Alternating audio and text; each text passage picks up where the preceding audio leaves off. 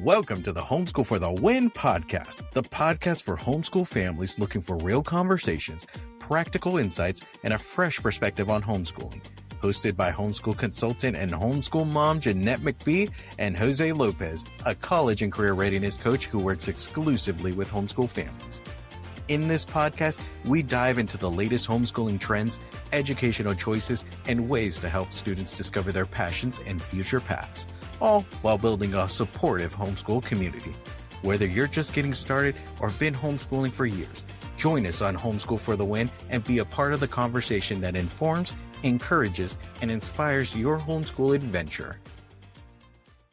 Well, hello everyone. Welcome to Homeschool for the Win, and we're so excited to be back. It's been a minute, but we're back and fully rejuvenated to start our Homeschool for the Win podcast. My name is Jose Lopez. And I'm Jeanette McBee with Homeschool Help with Jeanette. And we are here to talk about our exciting topic of preparing to homeschool in August. Jeanette, I don't know about you, but August seems so overwhelming. Like it is now that time where we are about to get into the thick of it. I know in the end of spring, it was like, I see this beautiful time where we get to rest and relax, and you're in that time. And now you see, oh no, like August is coming back. We know what August brings. Sometimes it brings chaos and just knowing that, I have to get everything together and prepared. And so it could be a little stressful time. But I think what we wanted to do is just talk about that and just how do we prepare for our upcoming school year. And so I think that that's going to be a really good topic for us just to talk about and just to prepare so that hopefully you can leave after listening to this just, okay, maybe it's not going to be so bad if there's some things that I can put up to help me just have a better transition to the school year. And so, Jeanette, what are your thoughts? Oh, well, absolutely. I think, something that you and I both really want to do is just continue to encourage homeschoolers out there. You know, you're not the only homeschool mom or only homeschool dad who is out there trying to figure out what they want to do for this coming school year. And I just want to lay something out there. You're not going to mess up that bad. It's not going to be that bad. You may need to redirect a little yourself a little bit. You may need to, throw out one curriculum and start another, and that is okay. My mom was a public school teacher, and she told me, Jeanette, even if you put them in public school, it's not even until like the end of October that teachers really see where the classroom is going to go. So it just, you can take the pressure off. Everything's okay. Just the fact that you love and care for your kids is a huge step forward. And that's the encouragement that we want to have is August is here. We have built the foundation. We have built the plan. But who knows at the end of the year if that plan is going to go according to what we're really planning or if it just looks a lot different than what we are anticipating. So we'll jump into that. But you know what time it is, Jeanette. Yes. It is that time where we do the Homeschool for the Win check-in, and that means that we just want you all to know a little bit about ourselves, and so we like to ask a question just so that you know what are we doing. And so today, our Homeschool for the Win check-in question is, what book or books are you currently reading? Right. I'll go first. I'll tell you the book I'm reading. So I'm reading Age of Opportunity. Jeanette gives it a thumbs up because I do. So the book, if you aren't aware, is just really how to really support teens. And for me, I don't have any teenagers. I have an 8 and 12-year-old getting really close. But when I ask parents who are going or have already gone through the teenage years with their kids, it's a book that's highly recommended. But the biggest advice that I get is you should really read this before your kids turn into teens, because if you pick up this book and your kid is 16 years old, then you may have missed a couple steps that you wish you would have done prior. And so I can't say that I'm really far into it. I'm on the second chapter, but from what I've heard, it sounds like it's a very interesting book that I just want to continue to hear and just to get advice and just to prepare for when my kids are teens.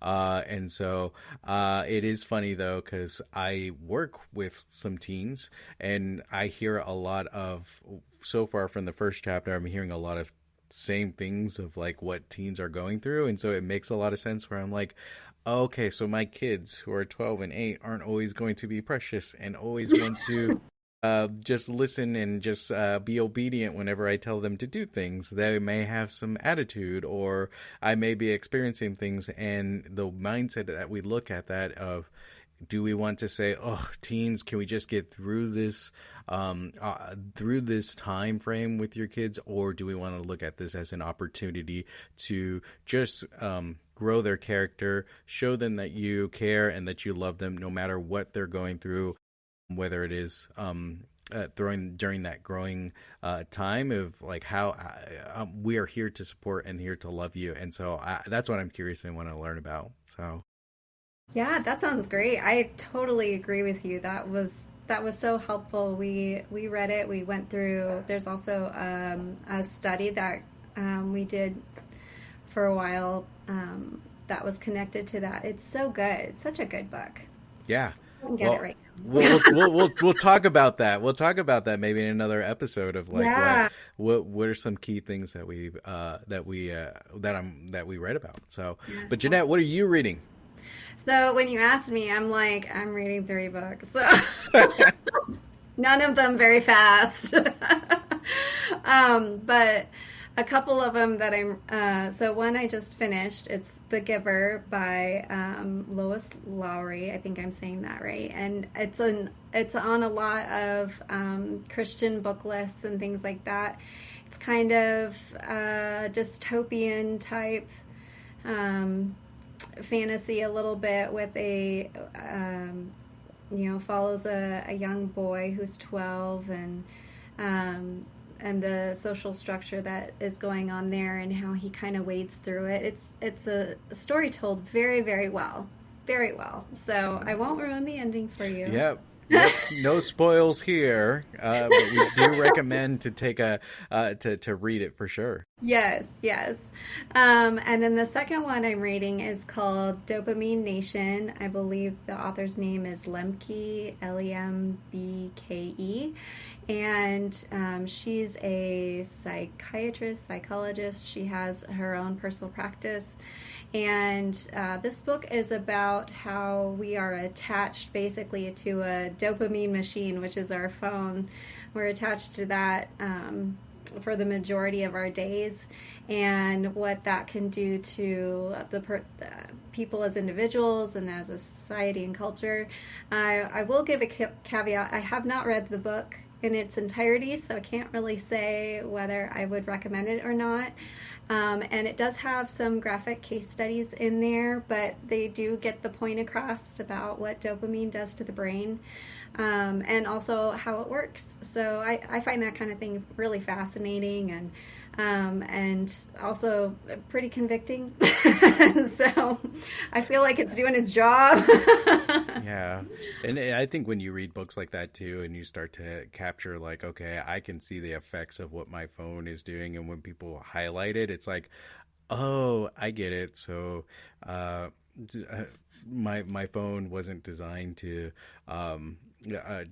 always be a friendly technology thing that I could use. Sometimes people have made it for marketing and other purposes to make me addicted or to shine bright lights so that I can keep coming back. And so it's always I don't know if refreshing is the right word, but it's always nice to be open, or your eyes are opened up to what is really what was meant to be a good piece of technology, but now is the intentions are different, which kind of sounds like The Giver, right? Yeah, a little bit, right? No spoils though. No spoilers. No spoils on that. Right.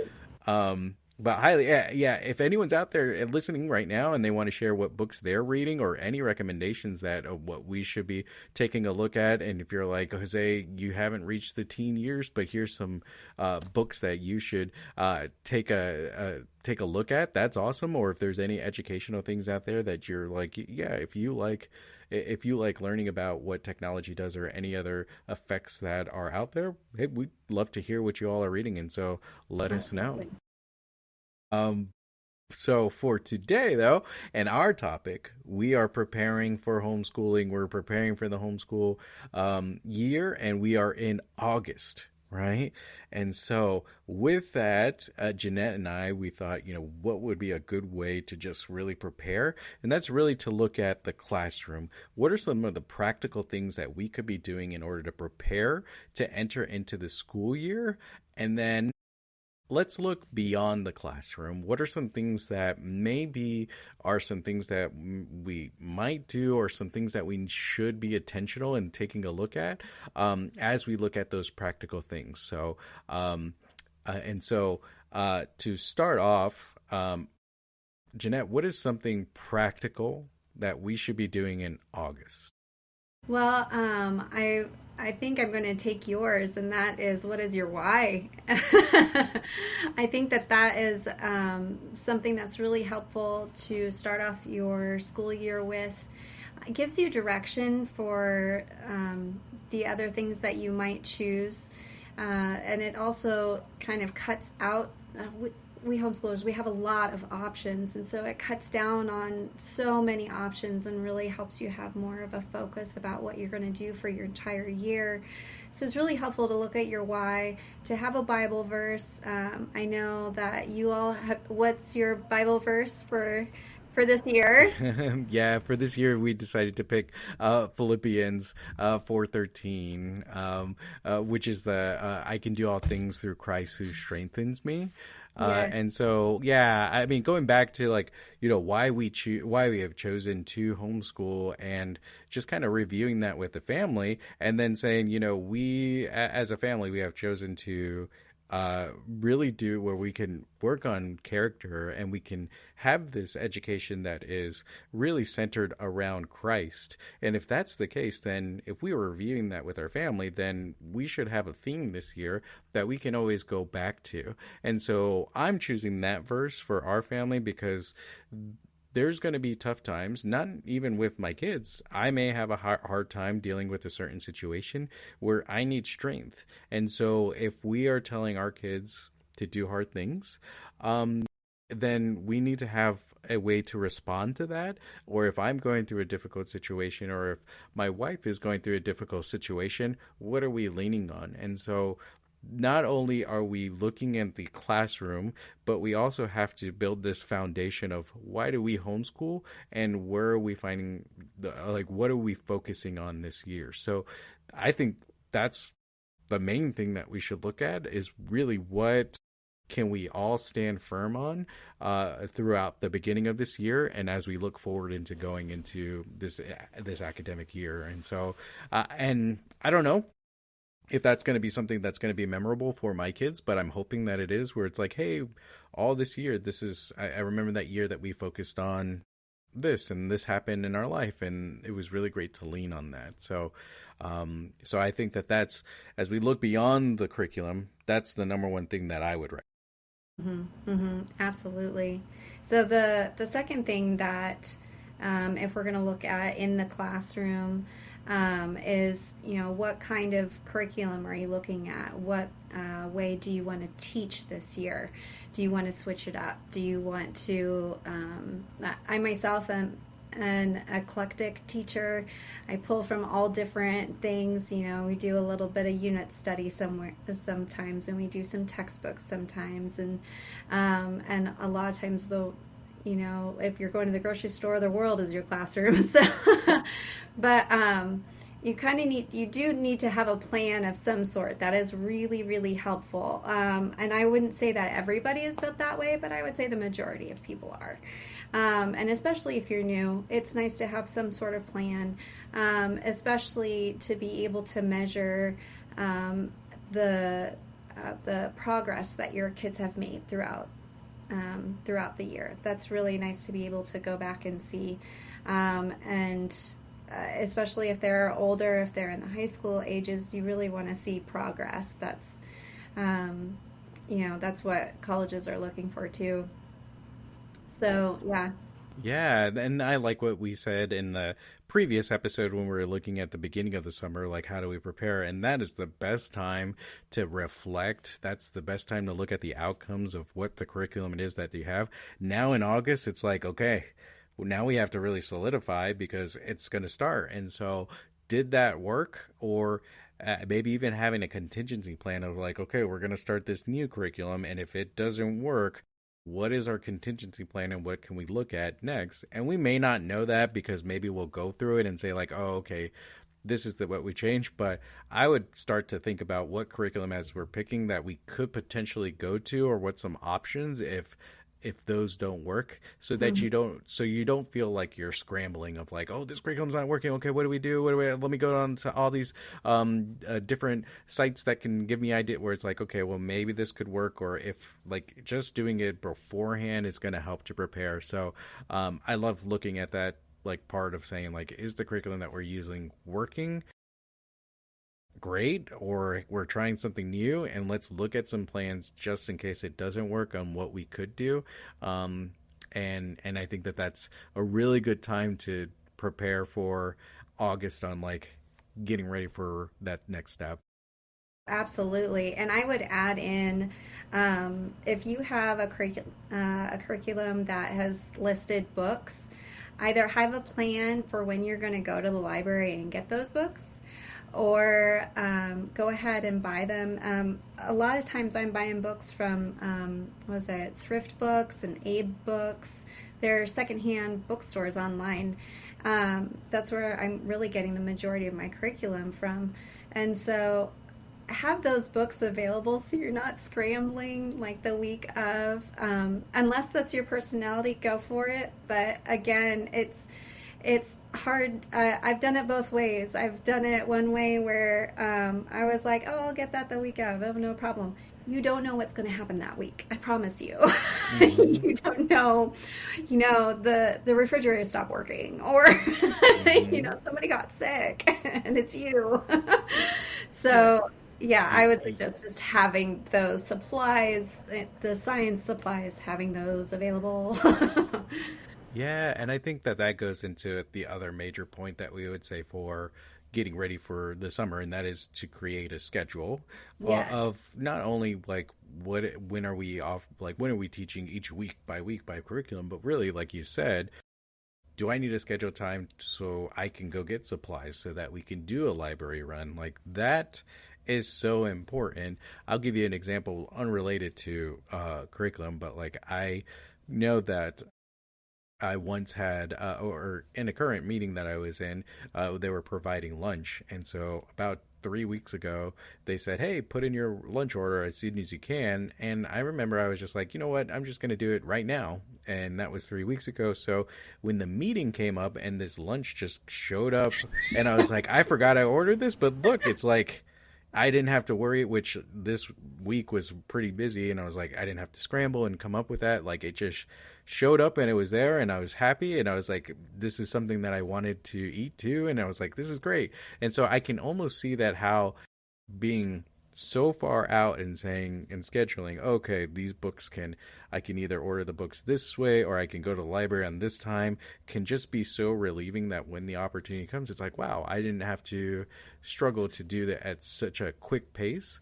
And so I think that that's a great point to have it scheduled. And as we look at that's the logistics part of creating the classroom, we also have to look at beyond the classroom on why we do the scheduling too. And it's just so that we can show that we're prepared, and that if there's any like pivots or changes, that we can have that built in where we're not so much stressed, and that we can show that resting and being like just focused on how we want to be intentional about some things, and not having the stress of just the smaller things. it's going to be more beneficial to show that to our kids, and it's going to be so awesome for us to not have to worry about running to the dollar store and having to get different supplies and Pipe cleaners. yeah, and pipe cleaners and everything that you're like, oh, I wish I would have just ordered this on Amazon 5 weeks ago, but like we do it. And so just being intentional and creating that schedule and plan is not only going to help you with the logistics, but it's going to also help you beyond the classroom. Yeah, absolutely. And another thing I would add to that is when you're thinking about how your homeschool day is going to go, it's helpful to just walk through it in your mind. Okay, so we're doing science. We're going to do this experiment. It's going to go this way. What do I need to have to be ready for that? Or we've got a field trip on this day every month. How does that work with our homeschool schedule? It's just so helpful to just kind of take some time, walk through it, and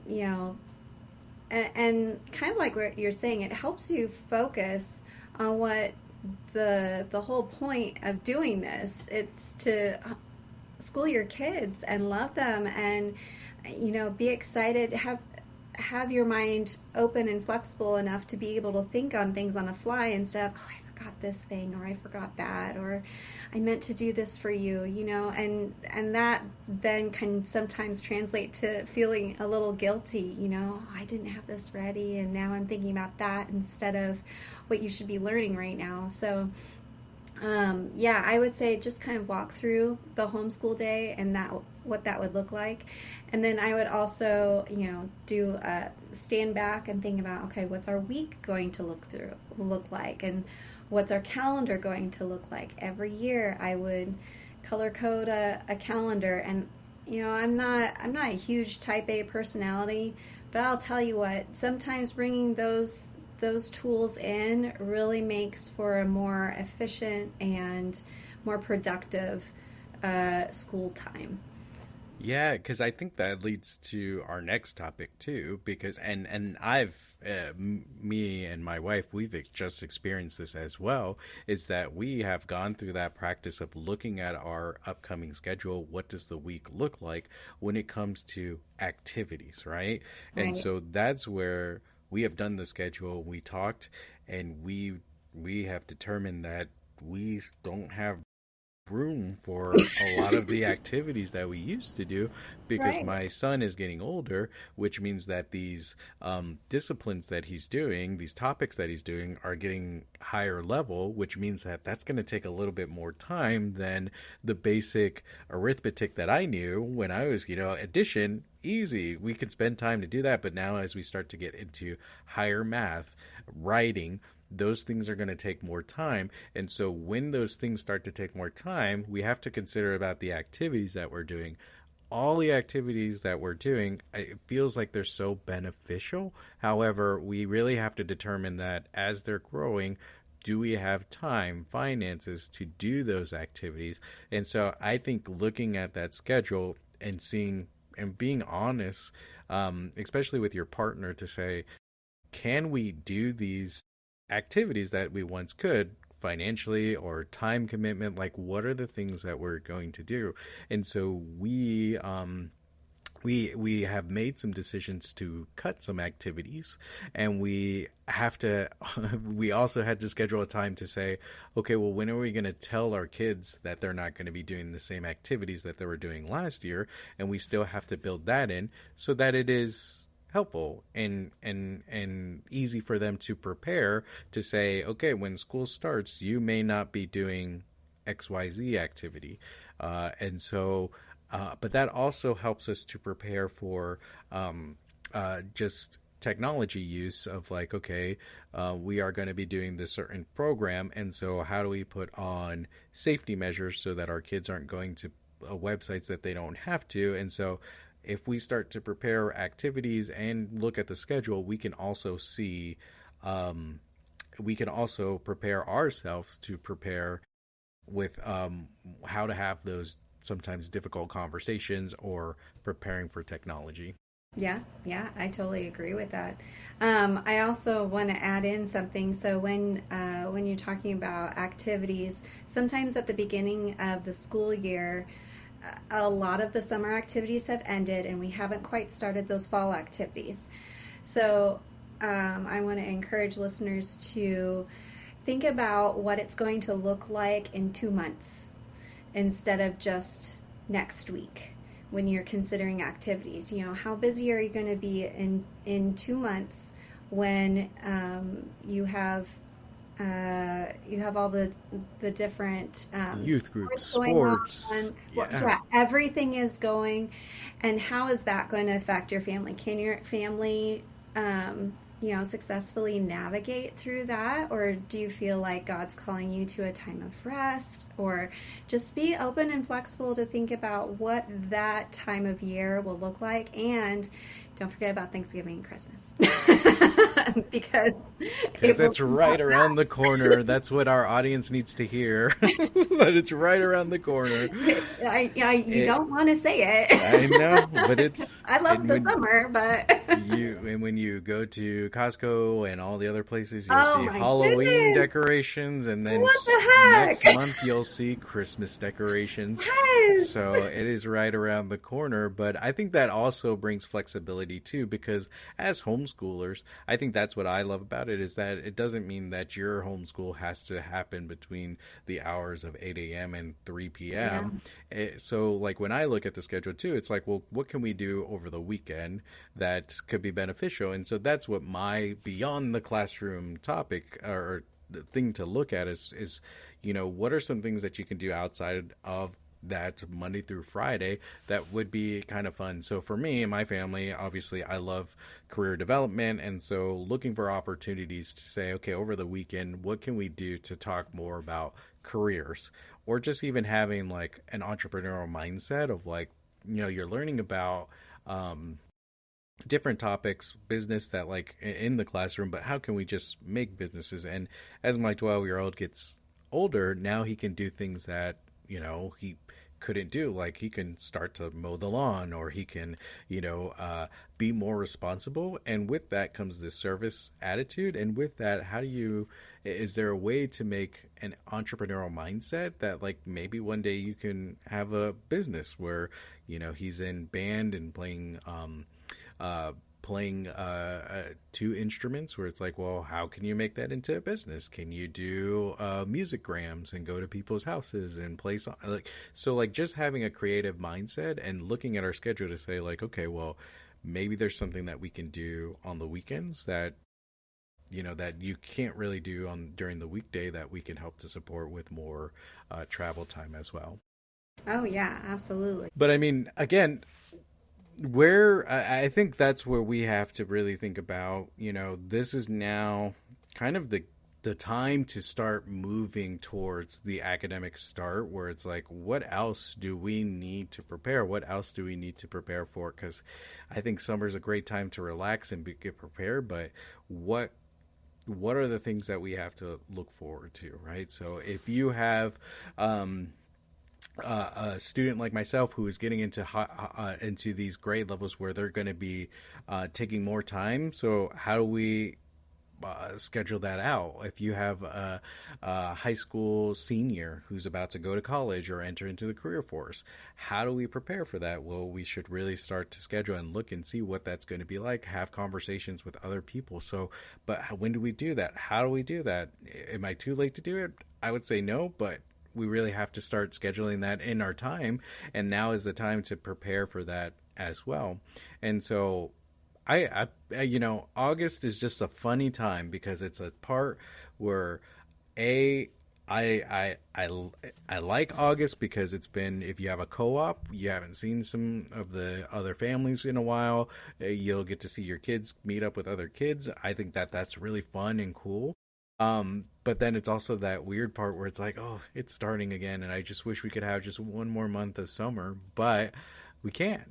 Yeah. And so, I would say that, you know, Jeanette and I are both homeschool parents, and if we are telling you that we experience the same feelings that you're experiencing, or maybe you are just actually thrilled to get the start of the semester, and um, there's no worry, or you're not anxious about it, that's awesome. Please tell us more. Like, tell us Praise what the your Lord for secrets are. that. Yeah, but we wanted to let you know that the feelings that you feel about it starting up, it's normal, and we are feeling it too. So, I mean, is there any advice, Jeanette, that you would have just to say, just to help any family or anyone who's maybe just anxious about this upcoming school year?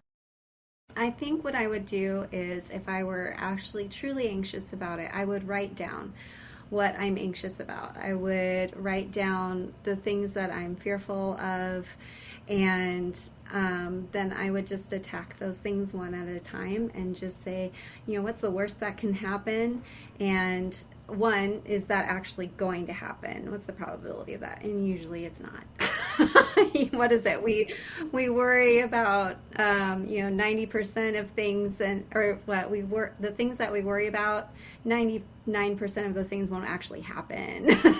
So I would say to definitely pray over each of those things that you're worried about, and know that God loves your child even more than you do, and He has a plan for your kiddos, and that even if some trial comes along during your school year, or a curriculum doesn't work, I can tell you from firsthand experience that He uses those things, even though it's not exactly what you would have had happen, but He redeems those times, and He works them for His good. So I would just encourage you that even, despite all of our planning, that He continues to use those things that are hard, or harder for us, usually harder for us than they are for our kids. But Mm-hmm. anyway, just to encourage you with that. Yeah, and I would say use your community as well. Like, we're trying to build up the homeschool community as well. So like, Yes. if you are feeling like that, like, I love your ideas of writing it down, because the one practice I like to do is like, this is bad, this is worse, this is even worse, is like to play a little game to say like, okay, go down the rabbit hole. Let's Mm, say something doesn't work, and then be creative and be funny with it. Like, okay, what's going to happen if this math curriculum doesn't work? Well, my kid is going to fail math. Okay, well, what happens? And let's keep going down. What happens? Well, they're not going to become CEO of a big major company. And then, well, what happens? And then they're going to be on and then by the time you get to it, you're kind of like, it's okay, this is ridiculous. kind of ridiculous. Like, what is the goal, or that I'm really aiming for my kid? And so it's kind of fun to do that and just kind of like joke around of like, okay, Yes. my kid's not going to be CEO of Microsoft or whatever, and it's like, okay, well, that's okay, because Right. it doesn't, if that's not part of God's plan and His will for your kid's life, then that's okay. But I think that the next thing would be like just talking with your community as well, because all the feelings that you're feeling and all the pivots that you've made, there's someone out there that has done the same exact thing. And so don't ever feel like you're alone. Like, I started with one curriculum and it didn't work out for my kid, and now I have to change. Or one kid is thriving in this curriculum, and now I have to do something different for my other kid because they're not. And so it's like, those scenarios are super, I get it, it is super impactful, and it hurts, but trust me, there is someone out there who has gone through that same thing. So talk with your community. If you feel like, well, no one's going through what I went through, try working with our community and start asking the questions to see if anyone has, and if they have them reach out. I mean, there's been plenty of times where we have been on different chat rooms or different like groups on Facebook that people have reached out to us and say, this is my scenario, and said, well, we'd love to help, and we're able to help out with those. So I don't want you to feel like there is just, you're that one person who is going through this one thing that no one can help out, because of the amount of resources that there are out there for homeschool families. We're bound to help you to find a solution out there, Hmm. but you have to let someone know what you're going through, because That's we're right. we're trying to read people's minds, but it's not working. Maybe we'll find a book about it, I right? know, And then we'll learn how to do it. right? Self-help book, right? So but I think that, again, if you are one of those people who loves August, please let us know. Or let us know if you're one of the people like ourselves who are stressed and ready and prepared to head into August. But we also know that we're a little anxious, but that's okay because we know who strengthens us through that. But we're ready to take on this new year. And so, with that, I'd say we're going to end this episode, but like we want to continue this conversation. So if you have any thoughts or anything on August and just preparing for the new year, we'd love to hear what your thoughts are. And we just like to encourage you that we're here to hear and listen to that and make sure that you are seen and heard for this upcoming year. So we wish you the best of luck in this upcoming year. And who knows, in the end of spring we'll come back and say, how did we do? And how did the verse go, and how was the activities? Did your kids miss those activities, or were they just so rejuvenated that they didn't do those activities? Like, I'm so interested to hear, and so we'll do a follow-up from this one to our end of the year one to see how and where we're at. So with that, we'll say thank you for listening, and we look forward to you joining us in our next episode. Bye. Bye.